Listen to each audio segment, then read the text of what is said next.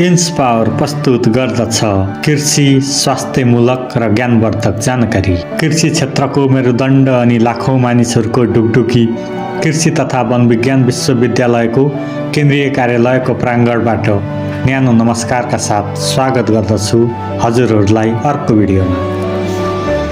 आजको बसाइमा हामी कुरा गर्नेछौँ यिनै प्राङ्गणभित्र रहेको विभिन्न भवनमा हुने शैक्षिक कार्य विभाजनबारे, जहाँ प्रत्येक सुनौलो बिहानीसँगै जन्मिन्छ ज्ञानको उज्यालो, श्रमको तातो धड्कन र आशाले सिन्चित नयाँ यात्रा।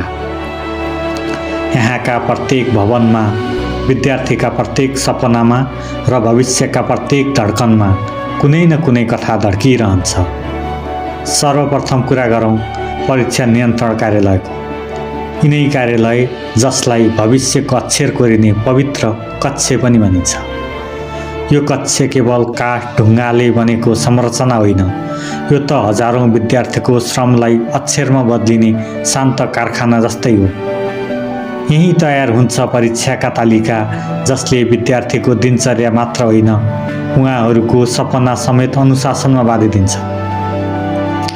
यही सुरक्षित राखिन्छ गोप्य प्रश्नपत्र, जसलाई कागज होइन विश्वासले तानाबाना दिएर अर्को दिनको उज्यालोसँगै जोडिएको हुन्छ।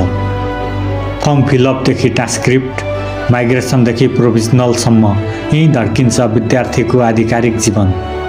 यस कक्षमा बस्छ गम्भीरता, यसको ढोकाभित्र राखिन्छ श्रमको मूल्य र यहीँबाट निस्कन्छ परिणाम बनेर चिनिने एउटा महत्त्वपूर्ण शक्ति।